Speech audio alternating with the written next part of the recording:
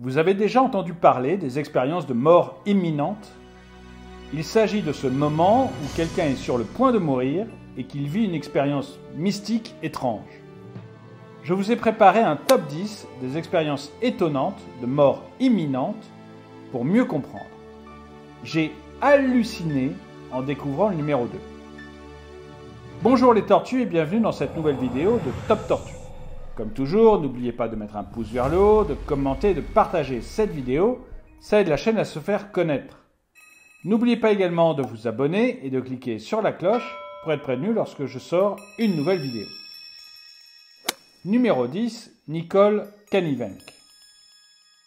Parmi les expériences de mort imminente, une expérience revient souvent, celle des êtres de lumière. C'est le cas de Nicole Cannivenc, qui a fait un très grave accident de voiture en 2003. Elle a eu la sensation de quitter son corps et a rencontré 12 êtres de lumière qui, d'après elle, lui ont fait ressentir une sensation d'extase et d'amour absolu. Numéro 9. L'expérience d'Elvire. Lorsqu'elle avait 18 ans, Elvire a fait un arrêt cardiaque lors d'une opération. Elle raconte s'être sentie immédiatement projetée hors de son corps. Elle dit avoir vu une incroyable lumière au bout d'un tunnel et d'y avoir rencontré un homme. Cet homme lui aurait dit que son moment n'était pas encore venu avant de la pousser à réintégrer son corps. Numéro 8. Philippe Sibille. Philippe Sibille a également vécu une expérience incroyable de mort imminente. Il raconte être sorti de son corps et avoir vu son corps s'éloigner de lui. Il dit avoir ensuite vu une incroyable lumière, puis avoir brutalement réintégré son corps. Le plus incroyable est que pendant une semaine, il a continué à avoir des visions de ce qu'il appelle l'autre côté. Numéro 7. L'expérience de Sophie. Lorsqu'elle avait 11 ans, Sophie a vécu une expérience de mort imminente après une chute de cheval. Elle dit s'être sentie aspirée vers le haut. Ensuite, elle s'est retrouvée au milieu d'une foule de personnes qu'elle ne connaissait pas.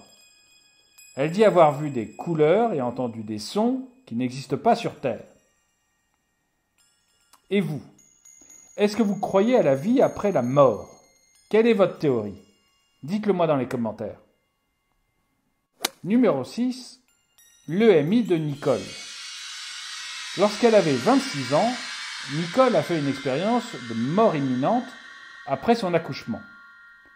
Elle dit être sortie de son corps, puis avoir traversé les murs pour rejoindre son mari qui attendait dans la salle d'attente. Elle a ensuite été projetée dans un lieu sombre où elle a revu tous ses proches décédés, dont son petit frère qui est mort enfant. Numéro 5. M. Larosa. M. Larosa a vécu une EMI lorsque son cœur s'est arrêté pendant une opération chirurgicale.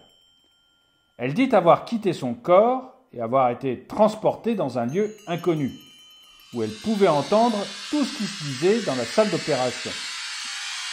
Elle a entendu la voix de son père, décédé plusieurs années auparavant, qui lui demandait de retourner à la vie. Numéro 4. Colton Burpo.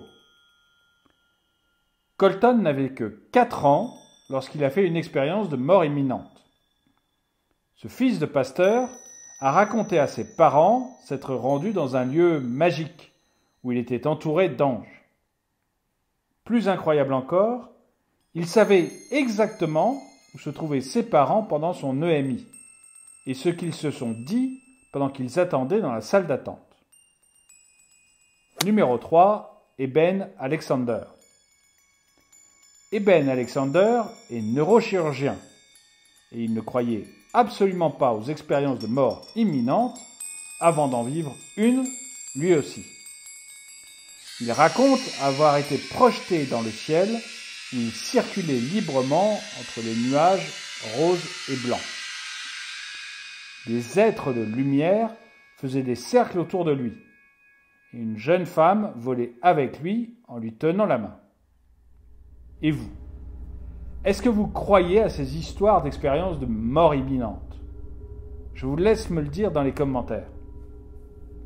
Numéro 2, Jean Dérobert.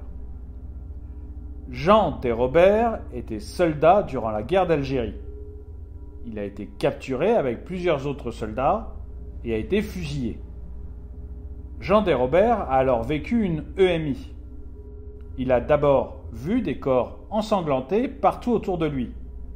Puis il dit s'être senti monter vers le ciel et avoir vu la Vierge Marie lui tendre la main avant de réintégrer subitement son corps. Numéro 1, Nathalie Saraco. Nathalie a eu un violent accident sur l'autoroute. Elle dit s'être sentie s'arrêter de respirer, puis avoir senti physiquement la vie la quitter. Elle dit s'être retrouvée instantanément en face du Christ, qui l'a fixée en pleurant. Nathalie a alors demandé au Christ de pouvoir retourner sur terre pour témoigner de son existence. Puis elle a réintégré son corps. Merci d'avoir regardé cette vidéo, n'oubliez pas de la partager, laissez-moi un commentaire, abonnez-vous et cliquez sur la cloche pour être prévenu lorsque je sors une nouvelle vidéo.